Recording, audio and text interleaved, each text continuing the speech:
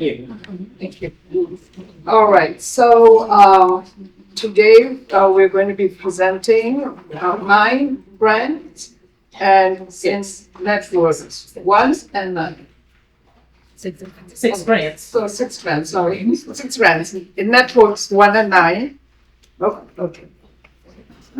All right, so and each one will have about 10 minutes to present about one of the grants where they are a grant liaison, and then there'll be some times, 5-minute time for any questions you may have or clarifications about the organization or about their presentation. Okay, and so the first one's going to be Michelle Turi.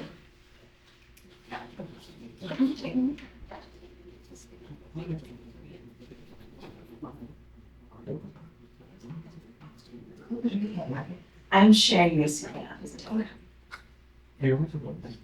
Hi, everybody. Oh, this is like the post-lunch slump. Hello.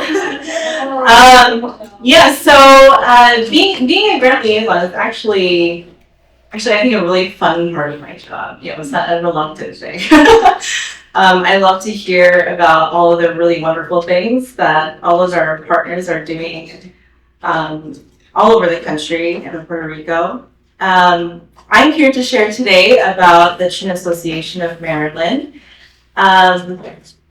which is located in the Washington, D.C. area. Pictured on there is the executive director, Zochun Meng.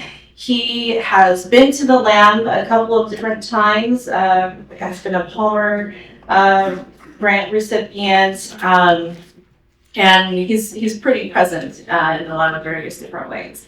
So the Chin Association of Maryland, or CAM, is a nonprofit that empowers the Chin communities in Maryland to successfully integrate into American society. For those who are not familiar, Chin is an ethnic group from Burma, which we work quite extensively with. There are a couple of different subgroups within the Chin community as well, but I believe they serve mostly Hakka and some Falam. CAM advocates for long-term solutions. They do a lot of different things, but definitely long-term solutions for Chin and other refugees and internally displaced persons or IDPs within Burma, and looking specifically at religious freedom and human rights also in Burma. But they do a lot of different things within their community as well. But first, CAM was introduced to ABHMS because of the work of the Burma Advocacy Group. And the Burma Refugee Commission, which both reside under the Office of the General Secretary. Zoe served on that committee with my predecessor, Florence Lee, and that's how they were connected. So it's been several years now that they've been a partner of ABHMS. Some of their grant projects include this one right here you can see is a soccer tournament for the community that they held. It was very, very well attended. And I will say that some of the other Burma diaspora community groups struggle so much with keeping their young people out of gangs, away from drug and alcohol abuse, kind of trying to point them in a direction of what can you dream of for your future? And CAM plays a really crucial role in showing these youth a different way of life, to do that. So it seems like kind of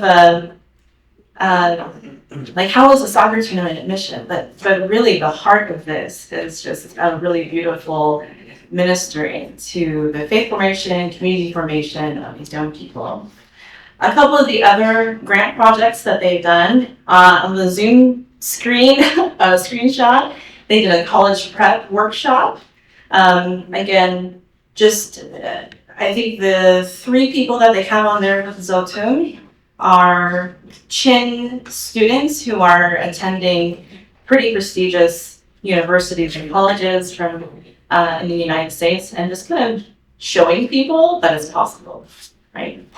And then the other picture, last year I had the opportunity to attend the International Religious Freedom Summit, and CAM did a congressional hearing on the state of Burma. They worked very closely with the with people of the NUG, which is the National Unity Government. Thank you, which is the democratically voted on governance of Burma. So they work really closely with them. So one of their grant projects was to elevate young people who have a heart for advocacy to dip their toes into what does it mean to speak on the congressional level, on the national level, of trying to bring voice to these different issues. So when it comes to ABHMS Highland, we were given some questions, so this is one of them, asking about if they have seen themselves like posted in mission stories or social media content. Zotun said I think he believes he was interviewed for something like in 2022, 23, but he's not sure what happened to them, so I don't know exactly what that was. That might have been before I was on staff. I also know that CAM was being considered at one point to be included in the 2022 annual report, but I think it pivoted the direction, so it ended up not being included. So there has not been too much highlighting as far as storytelling for CAM. The partnership between CAM and ABHMS, again, previously had partnered extensively with Florence Lee and continues to view ABHMS as a really strong partner in their community and advocacy work. They're always one of the people that comes to top of mind when I remind them of when the scholarship window is open, especially when they're thinking about like college prep webinars and things. Continuing end grants for the ministry leaders in their communities and other programs that might be of interest to their community. They're always very happy to share about those things. So I think when they think of ABHMS as a mission partner, first of all, for the Burma diaspora in general, they very much view American Baptists, this is their family, due to connection from missionaries in Burma. Mm-hmm. So when they come here, by and large, at least the first generation, is very heavily invested in, we want to preserve and honor this historic relationship. So that's one of the reasons why. Another reason is alignment. They see us, they see the work that we do, and they know that what they're trying to do for their community and advocacy and creating better opportunities for their young people, that's in line with what we also hope to do, and as a part of our work.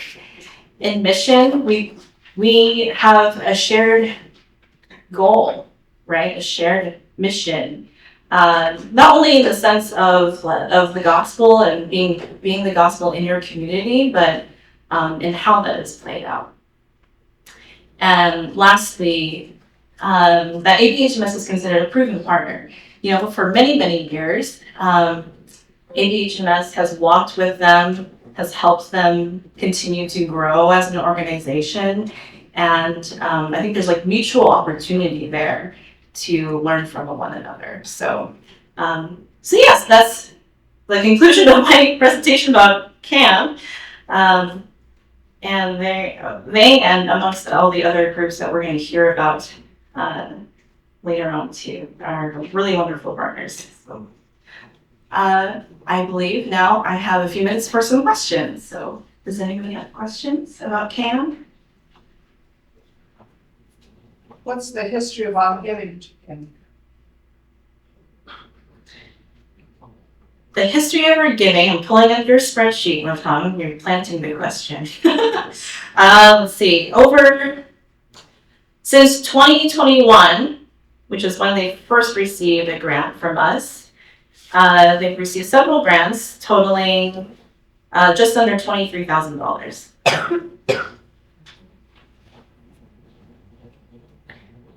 And then when were there occasion for them to be at the Leadership Mission building?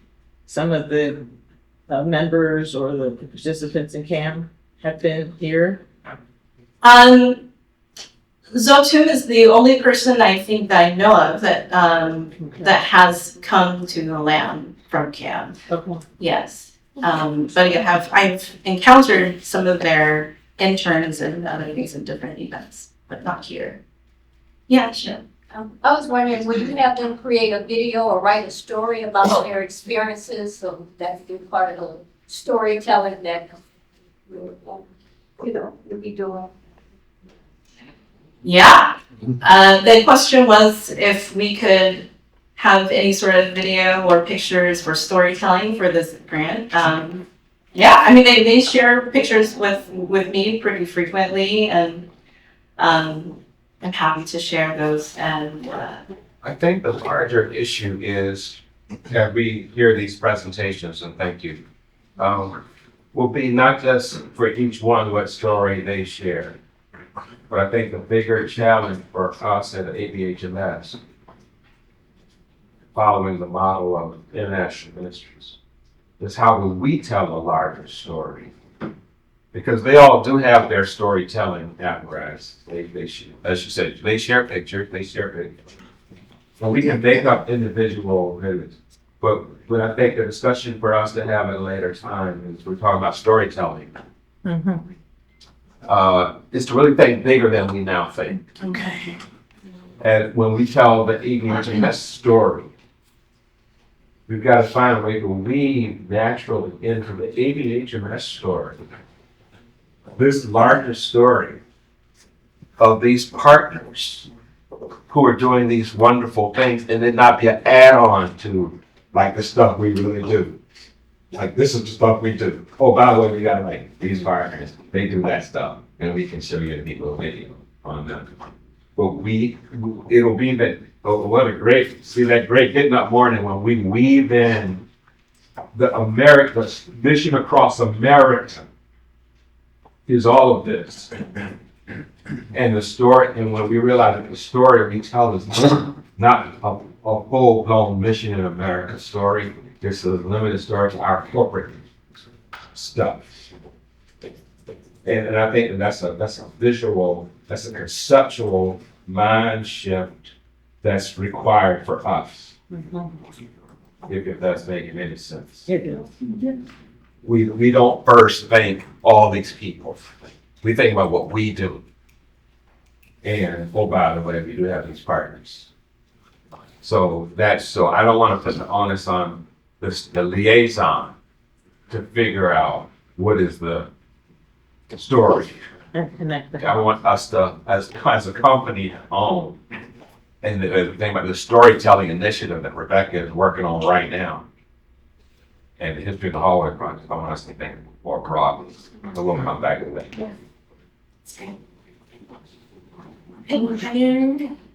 Okay, one more question, and then please.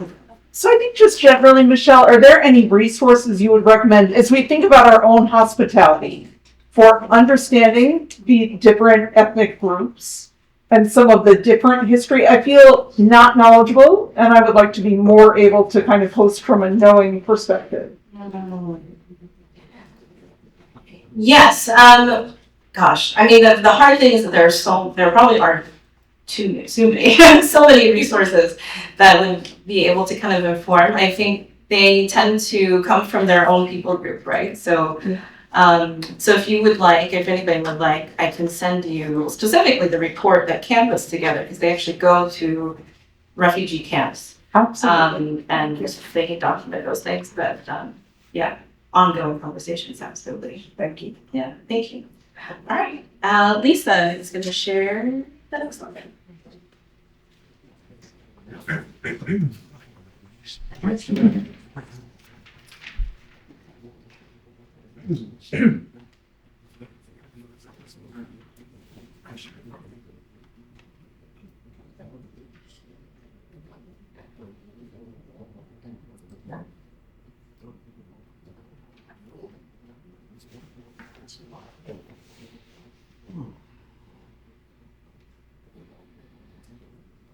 I'm sharing about the interfaith children's movement that is based in Atlanta, Georgia.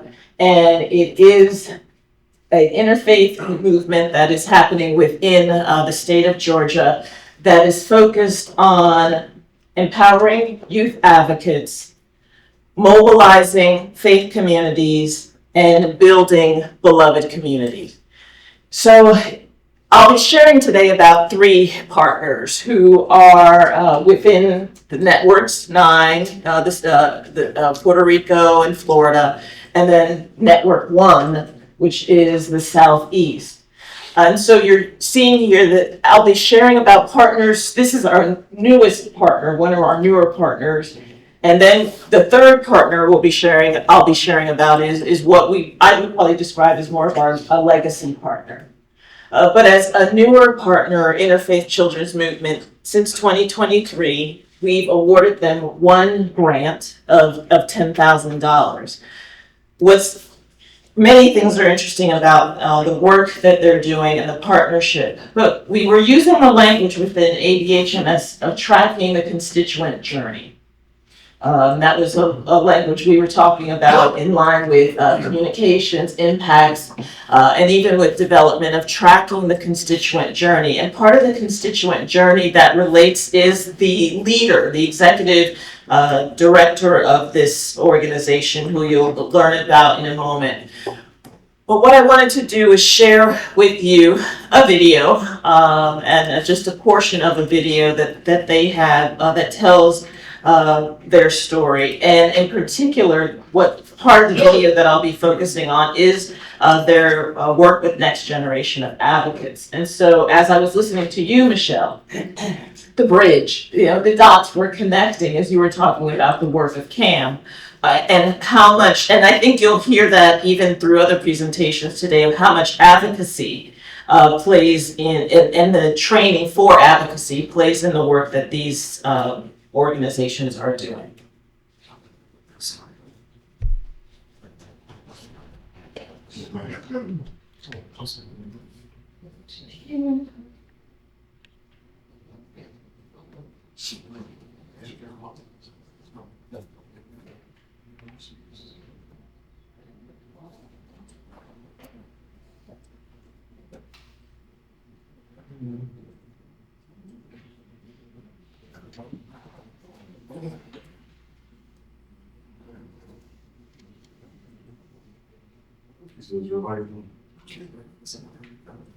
Turn the volume up.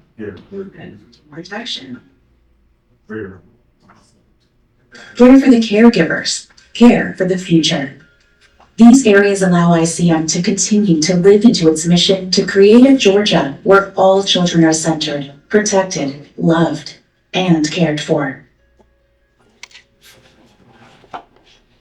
ICM's youth advocacy internship was dynamic. This summer intensive featured 10 passionate teens, ages 13 through 18, who experienced a transformative 12-week hybrid experience led by ICM staff. The interns met weekly and engaged in thought-provoking conversations with one another and with advocacy experts. They explored Atlanta, met youth from across the state, delved into local and state issues, and hosted ICM's second annual Prayers for Peace and Positivity event, a youth-led back-to-school virtual vigil. The summer session concluded with each intern delivering an 8 to 10 minute team talk, which laid out their strategy for change. 2 interns were selected to present their teen talks live at ICM's 23rd annual Interfaith Prayer Celebration and Fundraiser for Children. Full steam ahead, all hands on deck.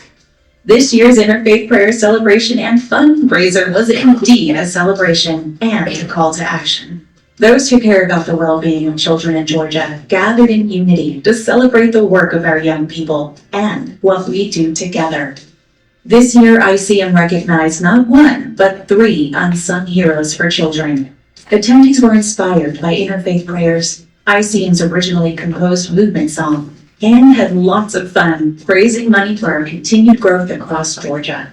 This year's events efforts generated almost $50,000 in total. Across the country, every year, communities, faith leaders, advocates, and youth connect for the Children's Sabbath, an initiative through the Children's Defense Fund. This year, ICM teamed up with Big Bethel AME Church, Sedek Atlanta, Hands All In, and the Guru Nanak Mission Society for a 2-day annual Interfaith Children's Sabbath weekend. The Saturday Advocacy Day event was led by social activist and advocate Jeff Willard, Big Bethel's Freedom School staff, and Hands All In. Their combined efforts included advocacy workshops and training for children, youth, and adults. Sunday's event was jam-packed, beginning with an interfaith and intergenerational worship service at Big Bethel that included members of the Christian, Muslim, Jewish, Buddhist, and Baha'i traditions, followed by So just wanted to give you that the one prayer service and interesting vignette of the work that they're doing, and particularly around the advocacy piece.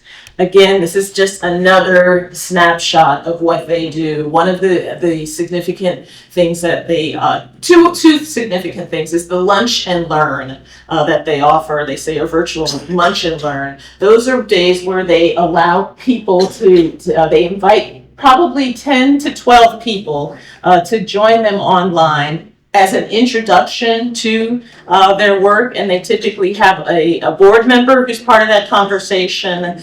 They have staff who are part of that conversation, and sometimes they said they're faith leaders who are part of it, but mostly it's about it's their way, in an intimate way, of promoting the work of interfaith children's movement. And the other thing that they did was in January, they went to their state legislature. And so they go with children, the staff, the board. They all travel together to visit with the legislators. In an earlier part of the video that you saw, they talked about how for Valentine's Day in 2023, I'm not sure that they did it in 2024, 2025, but they wrote Valentine cards to legislators saying they were appreciating them for the love that they showed for children through the policies that they developed. And then, let me just interject something before you move, but you can let others describe that video. And I want Cliff and Saeed, and even Micah, you guys take notice of this. As we're talking about sponsors and DeLorean, we just got that brand from AAS technology that we just signed for $25,000. And as you were sharing that video, I was thinking, whatever we do eventually to put together a more comprehensive story. Just like they wanted, there was a part of the wisdom of what they were doing is, when they get ready to talk about what they are doing with technology and ministry, they don't have to come ask you. Because when they gave ABHMS $25,000 and they signed the contract, they got their permission to use your video, your material. You still own it, but you understand that they can tell that story like it's their story. And we're not always that savvy, because now we may have to go back and ask all these people for permission to use this stuff without being worried about getting sued for using somebody's stuff. If we gave them $10,000 and nobody mentions us in any of these ads, we probably gave more than some of the people they named. And I'm just this is like business, right? So, you'll get to know that. On the business side of things, we give people $10,000, $15,000, $20,000. Now, we were at Proctor last week, and you saw our logo all over the place, and we did $20,000. They recognize that. But the majority of these videos you will see and images, you won't see our logo anywhere. Nobody makes any mention of us. Why is that an issue? It's an issue because when Vince and Monique and Kim go out to raise money for the Home Reach Society, well, what do you all do? What do you all actually do? We're like, well, we whatever. But it's like, okay, because the people that we're doing these things with, they don't talk about it. We don't talk about it. But then when the development goes to raise money so that we can keep doing this stuff, it's like, fortunately, Ann is writing about it, and you can find our stories on our website.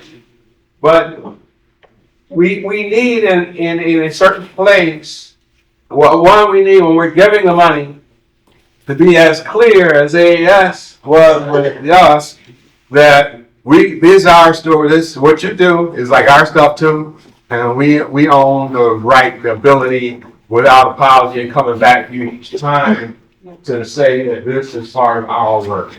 Even though we're not going to do any work, actual work, but we gave you $25,000, and so we have a say in how the story gets told. And I think that we've got to be more savvy, because it's getting harder and harder to raise money to continue doing this work that we're doing with this philanthropy. We've got to be more intentional as philanthropists in mission in America, in getting the permissions, the approval, the understanding that we're going to be talking about your story like it's our story, because that is how we see mission. Partnering with you, we don't feel that we have to be the hand, the boots on the ground to do it. That's part of it. That's where the humility is. But we also need to be clear that this is not only a missional transaction, it's a business side of this. Mm-hmm. And it'd be nice to show our logo. It'd be nice to say our name every now and then. It would be, we want to be able to use your videos on our website as a part of the impact in America that we're having. They name the different groups, including Christians who are helping.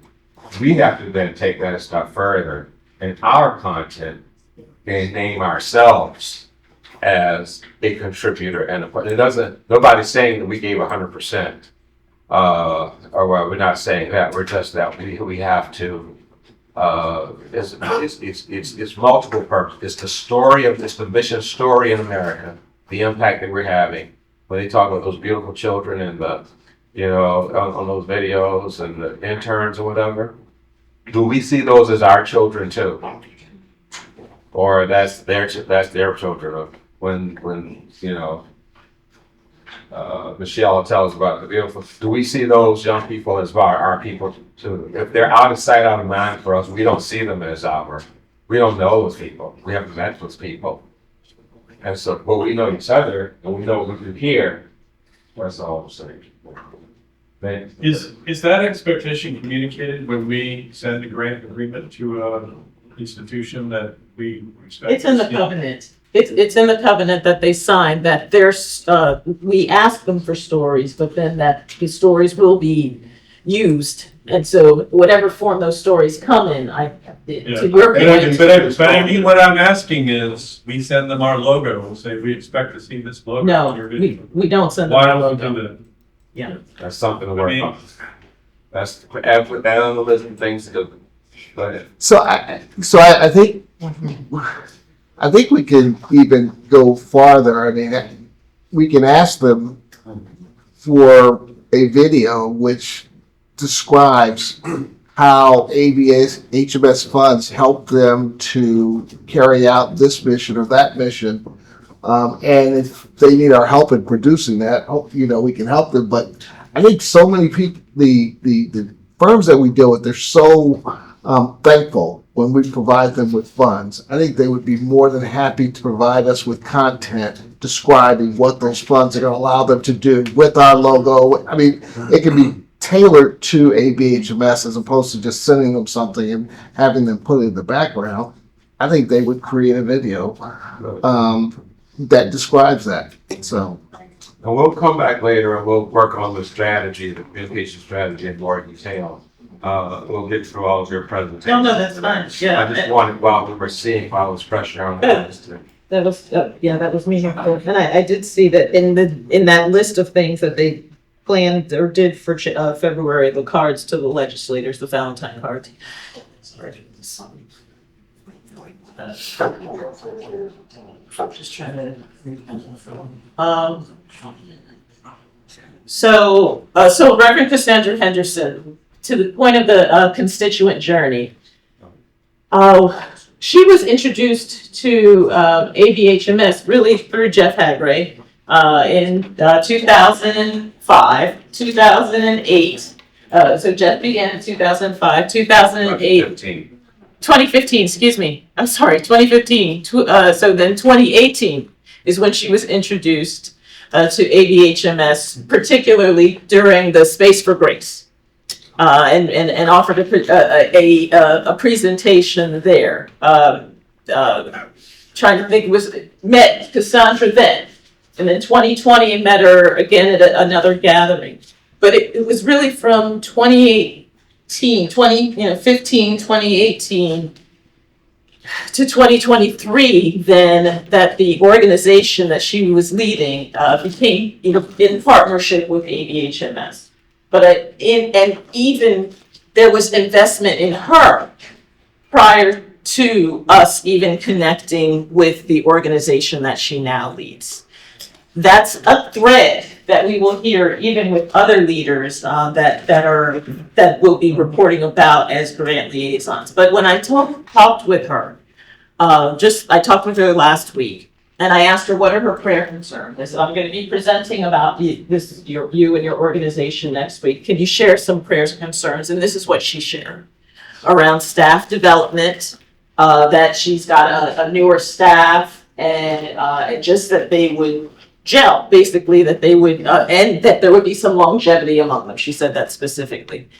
Gratitude for existing interfaith relationships in this volatile time, and she said that they're not having to develop those relationships, how hard it would be to have to develop those relationships coming into 2025. But that those relationships pre-existed, and therefore they could be support to each other during this time. And then the state advocacy efforts, again, that they are steadily and have steadily meeting with and have existing relationships with their state legislators that are significant, that those efforts will continue in this season. So those are the three things. And then I wanted to share about some opportunities for ABHMS Connection.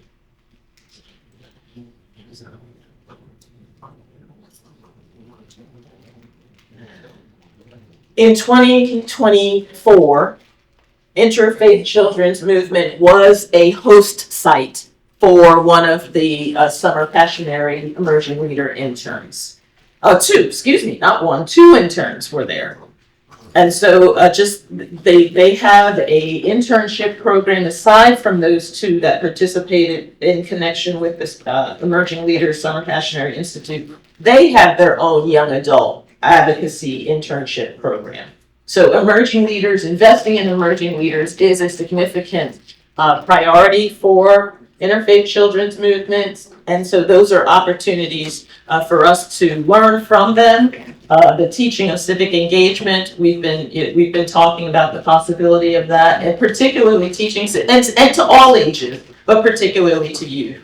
And then modeling interfaith witness and collaboration. Those are things that we can benefit from to them. So are there any, ABHMS can benefit from the work that Interfaith Children's Movement is doing and what they model. Are there any questions? Yes, Erica. They will also be able to benefit from being on Ministry Life as they seek out interns, maybe even beyond us, by being an organization on the platform whose mission is then amplified, and hopefully they can get noticed and maybe volunteers even from there. But they will be able to host opportunities such as an internship program. Sure. So to a target audience. I have to check, because I didn't check to see if Cassandra's on Ministry Life, because I think she may be, Cassandra Henderson. But then the point I'm hearing you specifically is that Interfaith Children's Movement be on Ministry Life as an organization. Sounds good? Okay. So then is the next one Modco? Is that our next? Yes. Okay. All right, so I go back to share. Network 9. Yes, good, okay.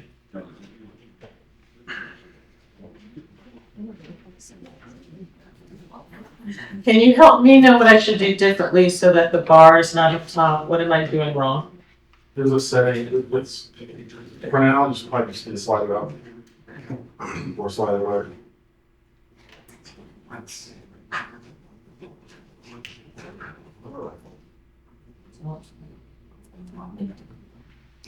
Can you slide the bar in? Yeah, thought? Presentation.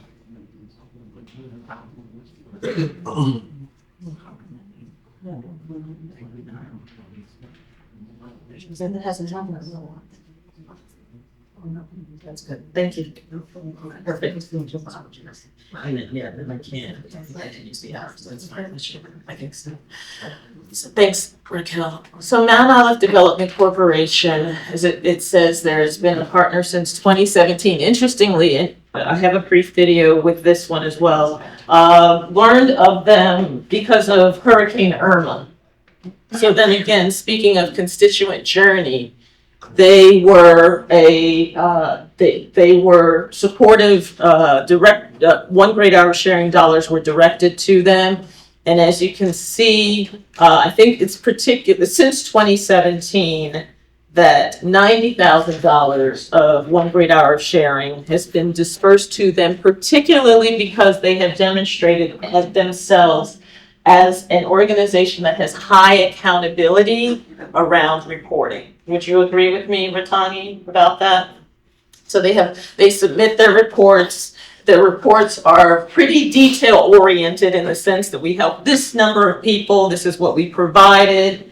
They were very good about giving gift cards to different people, and even as recently as Hurricane Helene and Milton, they were a very good channel for a church who wanted to just direct money to Florida with a very specific purpose of getting Thanksgiving baskets and Christmas gifts in 2024.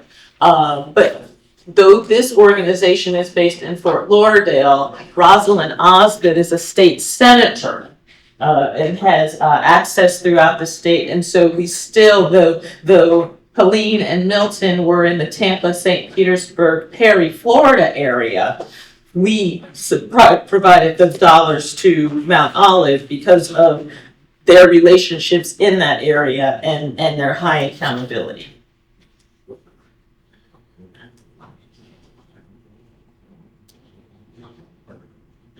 So I just want to share a bit of this video. And this was taken, actually this was done almost 8 years ago. And so you'll hear a familiar voice to some of Susan Gottschall. But please just hear this video for a few minutes. Monday, October 2nd, 12:50 p.m., Fort Lauderdale, Florida. I'm with Dr. Rosalind Osgood, who's CEO of the Mount Olive Development Corporation, the nonprofit arm of New Mount Olive Baptist Church. This development corporation does community outreach and home mission in the 33311 zip code where the church is located. Dr. Marcus Davidson, the senior pastor of the church, just spoke with us about the food insecurity issues that were raised by Hurricane Irma. Dr. Osgood, I'm really interested in hearing from you what the immediate response to Hurricane Irma was from the Mount Olive Development Corporation. Well, Hurricane Irma hit on Sunday, and we were without power at our development corporation and the 3 housing facilities that are on site. Immediately on Tuesday morning, we started to prepare meals for lunch for our clients. We have 32 residents that live with us, plus their kids, totaling somewhere around 47 individuals. All of those individuals, at least one person in the family, has a medical condition of being HIV positive. So it was imperative for us to make sure that food was available so that our clients would continue to take their medication. So we fed outside on the lawn. The church had lights, so we used the church's kitchen. The church is within 8 or 9 blocks of the Community Development Corporation. So we prepared a spaghetti dinner at the church, and we took it on site to the Development Corporation, which is on the heart of Sistrunk Boulevard in the core of the Slum Divided community here that God has placed us to do this work. And we began to feed our clients at first on Tuesday. On Wednesday, we increased the feeding to lunch and dinner for those clients because they had already begun to lose their food because now they were without power for 3 days. On Thursday, we provided lunch and dinner again for those clients, and we were able to give snacks that they could take home. We were contacted by the American Baptist Churches of the South and the Home Mission Society that indicated that they would make a donation to us of $5,000 to do our feeding. It was the God answering our prayers. Because we were just out on a limb feeding without a budget, without resources. But the $5,000 allowed us to increase our capacity. So on that Saturday, we fed on site at the church, and we were able to give out 1,670 meals. We counted the containers. We had 2,000 containers. So the funding helped us to expand our capacity, that we were able to reach more of the poor people in the community. We can follow back up. So the first grant to Modco was $5,000. And I showed you the site where $108,000 has been given to them since 2017. And again, and this is also a practice of the Grant Task Force, that as a partner demonstrates their ability to steward well the grants that they receive. It increases the opportunity, the possibility for them to receive more grants in the future. So Modco, it provides assistance, food, and shelter, but then there is also a lot of emphasis on facilitating and helping people to secure affordable housing and home ownership. And so a lot of the work that they do is around helping to help families prepare for affordable home ownership. Though a lot of the work that we do with them has been disaster response in Florida, but from after Hurricane Irma, Hurricane Ian, flooding that had just happened unrelated to hurricanes in Fort Lauderdale and other parts of Florida. Mount Olive Development Corporation has been a significant partner for ABHMS in Florida. So this is Reverend Osgood, who is the executive director. She's been there since 2002. And so her prayer concerns were around the disaster preparedness, that they're seeking to increase that, expand that, that just more families and people, and she works with college students and families, but just that they would have more education, more intentionality around disaster preparedness, board development that she says is ongoing, but that they would that we'd be in prayer about that. And then just this steadfastness, she said, particularly with the new presidential administration, she said this is going to be a long journey, and that we have self-care for so that we can be here for the long haul. So are there any questions about Mount Olive Development Corporation? Yes. As far as their partnership with us, do they have certain levels of partnership? I'm on their website, partners that they list, and they list like United Way, Miami Dolphins, and that percent are out of the 9 logos that are listed there. We are not in that. Okay. So do they have a threshold for being able to be? No, so it's the logo. So to the point that was raised earlier, That's gonna happen that can happen immediately. I promise you, if I send her the logo today, it'll be up by next week at the latest, if not sooner. So I'm going to send her the logo. I'm gonna send her the ABHMS logo and we'll see what happens, see how long it takes her to get it posted there. And they're an American Baptist church affiliated with Yes. the Yes, they are, New Mount Olive Baptist is the name of the church.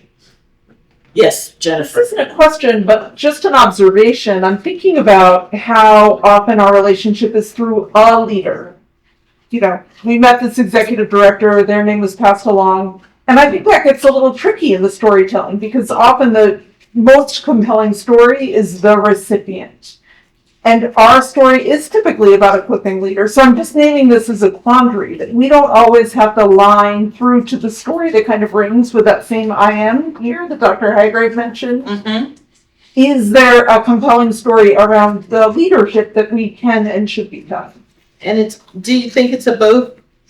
I do think it's both and, but I think it's probably why we don't always tell these stories well, because our relationship is in a differently technical space. Good. That's a good point.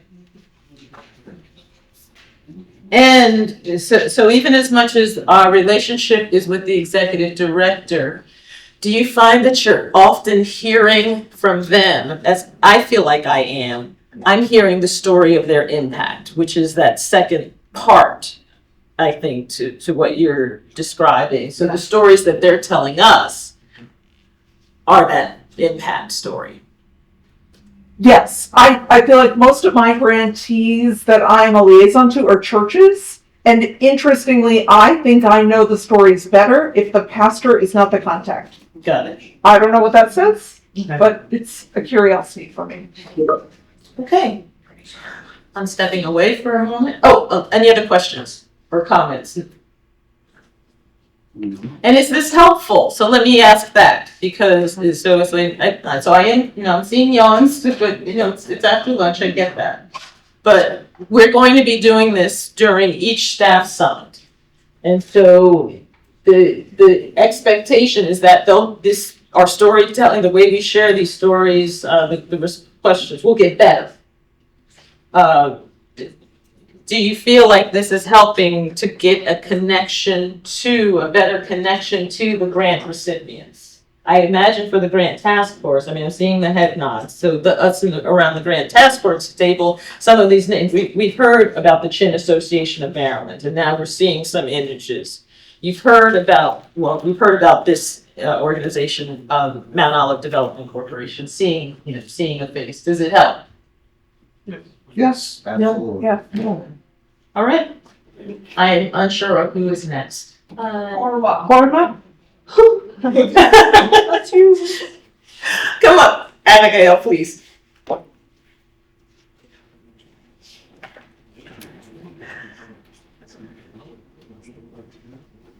Okay. So this will be a joint presentation. And as the point I was making earlier of newer partners, ABHMS is continuing to call new partners to the table, and then there are legacy partners like Forma that was founded in 1992. First Baptist Church, Iglesia Bautista de Caguas, first in Primera Iglesia Bautista de Caguas, and is right across the street. How many people have visited Caguas? Forma. How many people have visited Forma? Yes. Okay. Yeah. And so. Yeah, exactly. And so the grants, we have been awarding them grants for many years, but since 2019, I calculated $140,000 between OGHS development grants, disaster response grants, Palmer grants, in addition to ABHMS general grants. So I'm asking Abigail, yeah. One of the spaces that Forma developed in the last years is called Espacio de Mujer, like spa.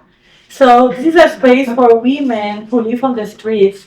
So they can come here, take a shower, eat something, take air conditioner, but it's only for women, so they are protected in that space. And this was really touching for us, for Forma, and for ABHMS, because that year in 2018, we have a group of women to go into Puerto Rico in a mission trip. And when they knew about this project that Forma had, they took it as their own. So we had women creating the sprays for the women. So they prepared like these trees made of women's bodies, and they created one stay where so the volunteers who came to the States came to serve in Corma, but they were also benefit for the work they were doing. We had a group of women creating a space for other women. So it was really touchy for them. Actually, this team came back 2 years later and went to work here also, the stair. They did it the second time they came. The first time was the mural or others creating the other spaces for them. And it's a space that I share a lot when I go to Corban. And can you tell what the The stair says, God is everything, believe in you, have faith, forgive, dream, love, and have hope. So that's the messages in those stairs. So, this is something how we connect everything we do, because this was volunteers coming from Rebellion Restored Illinois in Puerto Rico, connecting with an organization that we have been serving for so long.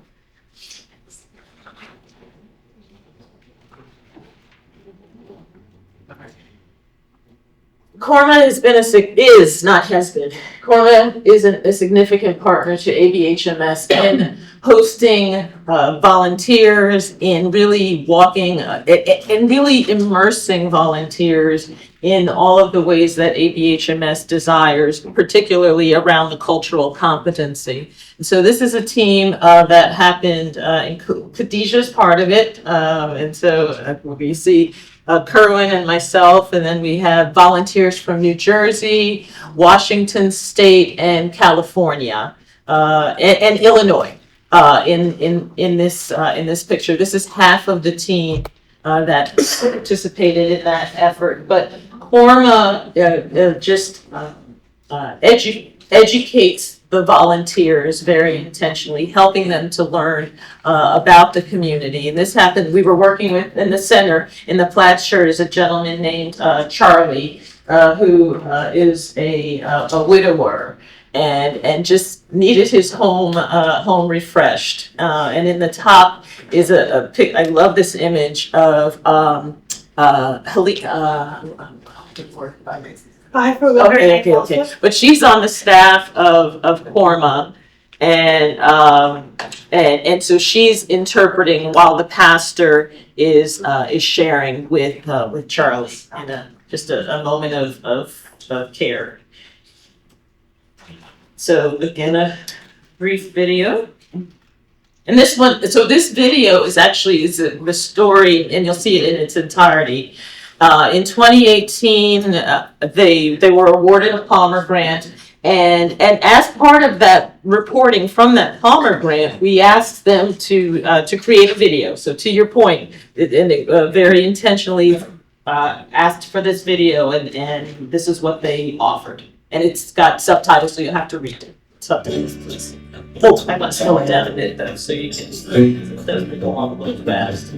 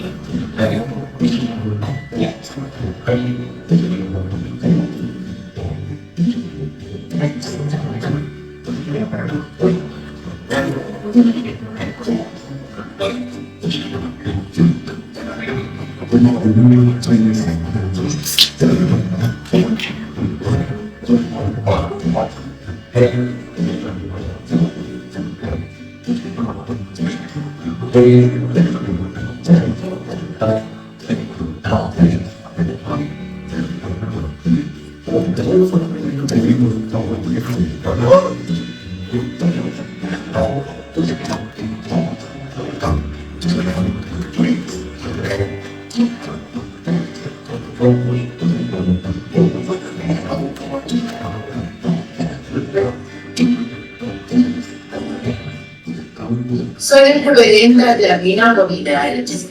Durante 14 años fui directora ejecutiva de la Corporación Milagros del Amor en Caguas, Puerto Rico.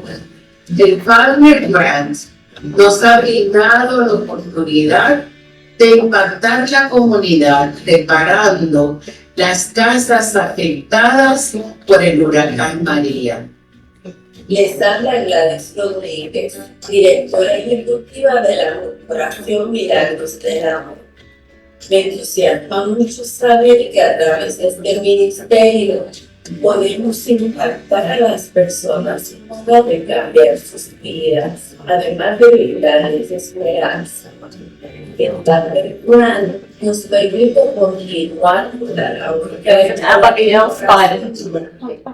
20 años. Estamos muy agradecidos del apoyo que nos han brindado y de su confianza en nosotros. Gracias. And if I can add, Yamina is part of ABHMS board. And also when we did the closing of Reviviendo Historias de Nuevo en Puerto Rico in the biennial in Puerto Rico, the gift ABHMS gave to Iglesia Bautista de Puerto Rico was a mosaic created by the participants of Forma. So when we buy this piece, we empower the participants of Forma to create it. Yes, beautiful. And so this is Gladys Rodriguez, and she's actually been the executive director since 2020, I think and so when she was asking, to Abigail's point, there have been 3 executive directors for Parma. So Laura Ayala, who is familiar to many of you, Laura Ayala was the first executive director. Jamina Apollinaris was the second, and now Gladys Rodriguez is the third. And Ed was on the board of directors, and so that's been an interesting sequence in the sense because Yamina was on the board when Laura was the executive director, and then she became the executive director, and now Gladys was on the board and then became the executive director.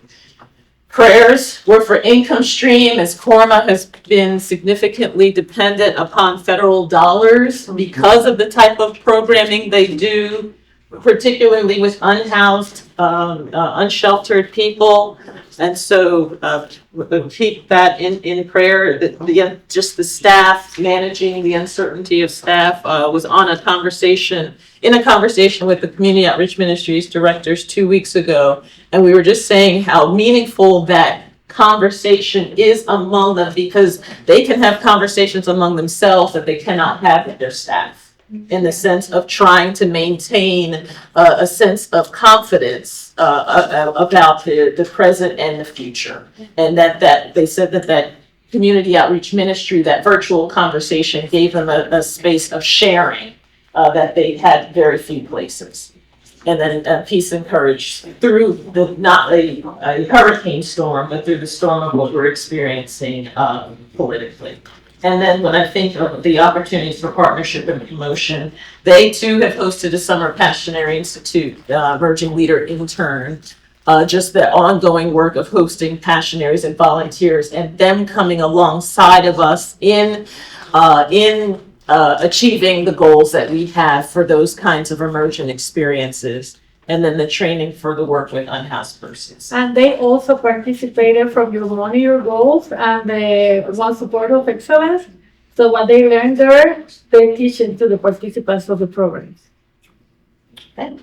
Thank you. Any questions about Forma?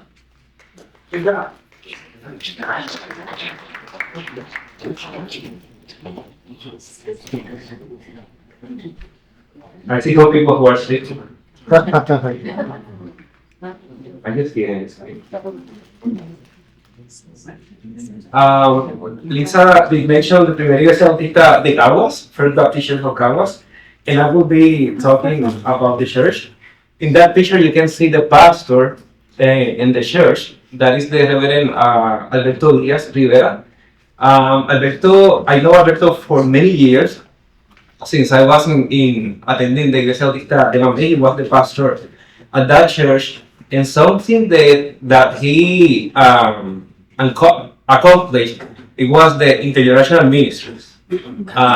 During his tenure, he created this ministry with children, adults, youth, and he was very successful. But he started to be pastor of this church 4 years ago, and 90% of the members right now, they are adults or elders, and he's working with the intergenerational ministries right now.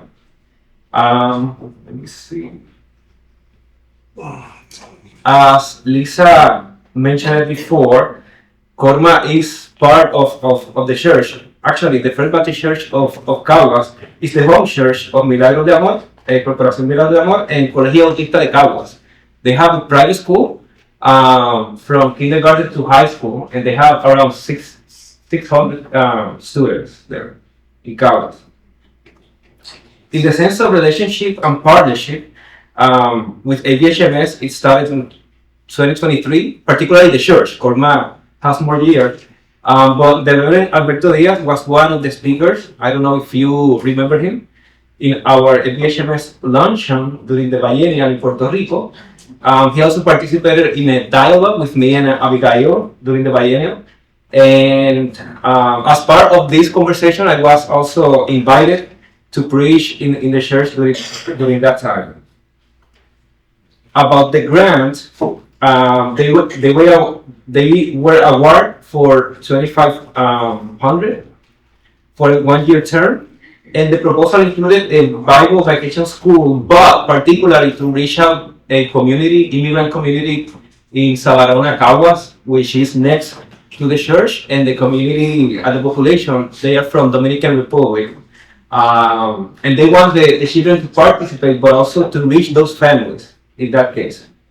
There are many needs in that area, in Sabarona, and also in Loíza, another part in Puerto Rico, that many Dominicans are there.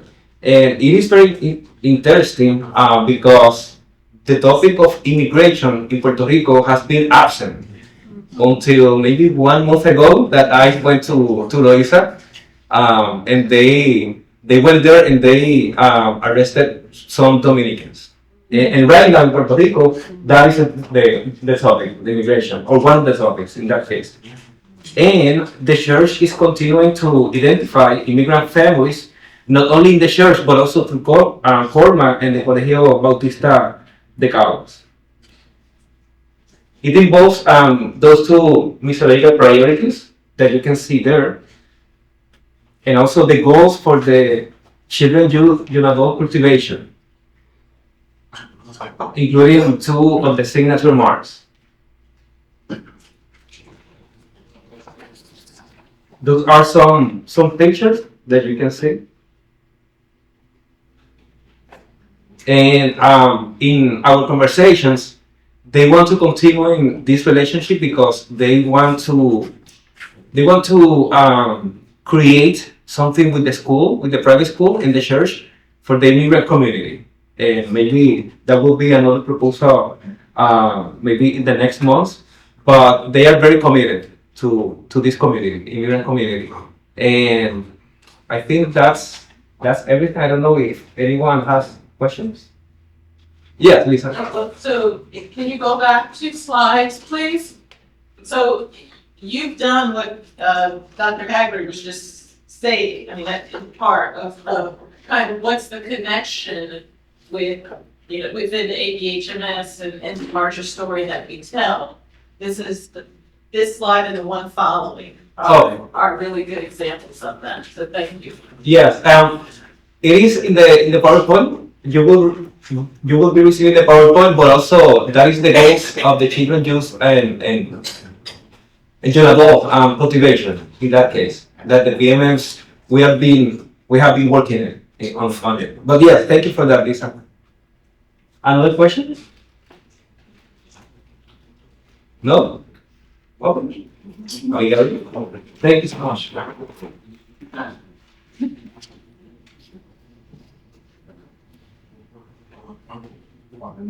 Stop.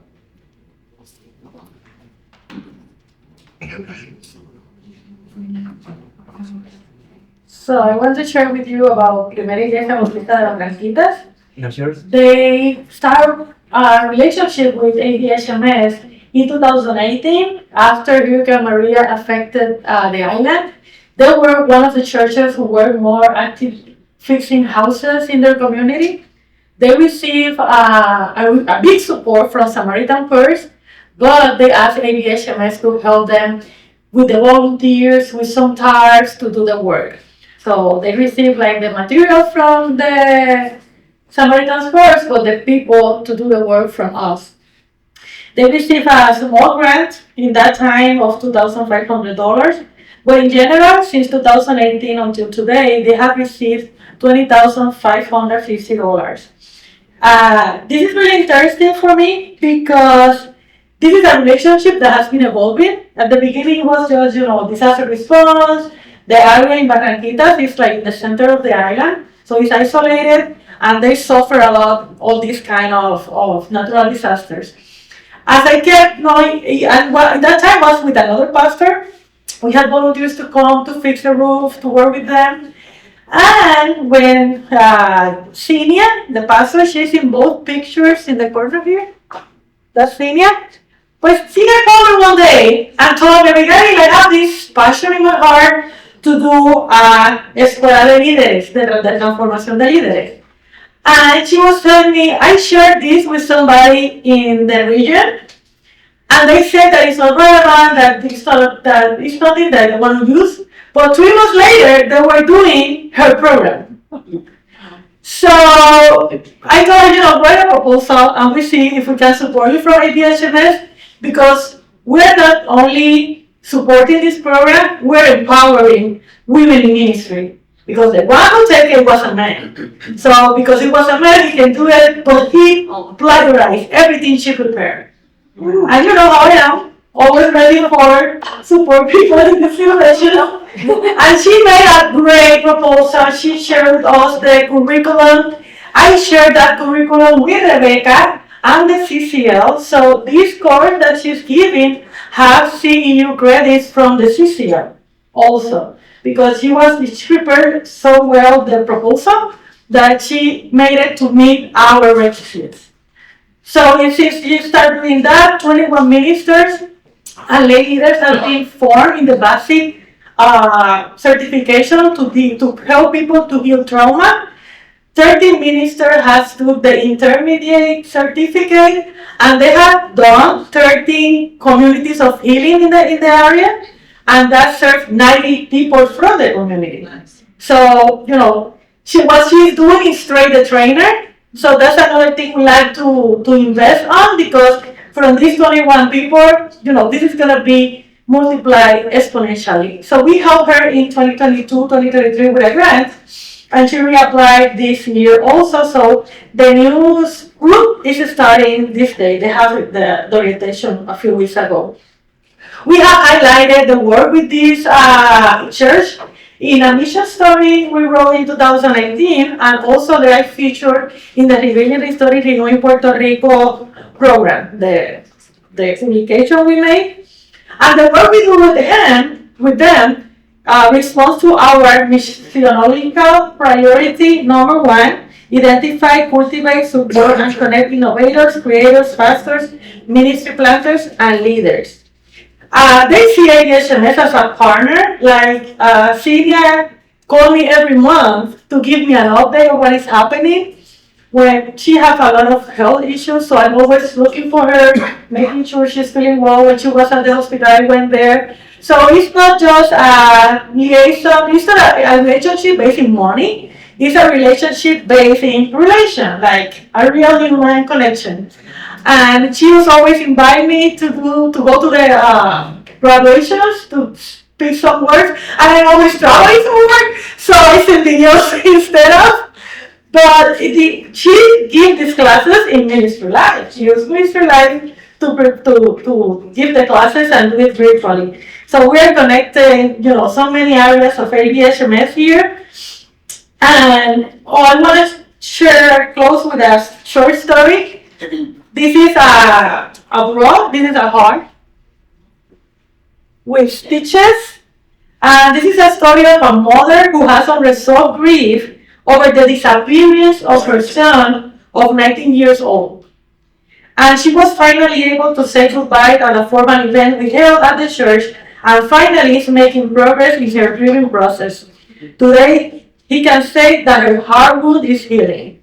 And this is the drawing she made. So, we're changing real life of the community with the ministry that Iglesia Bautista de Barranquilla is doing to the program of creating leaders who can transform. Any question?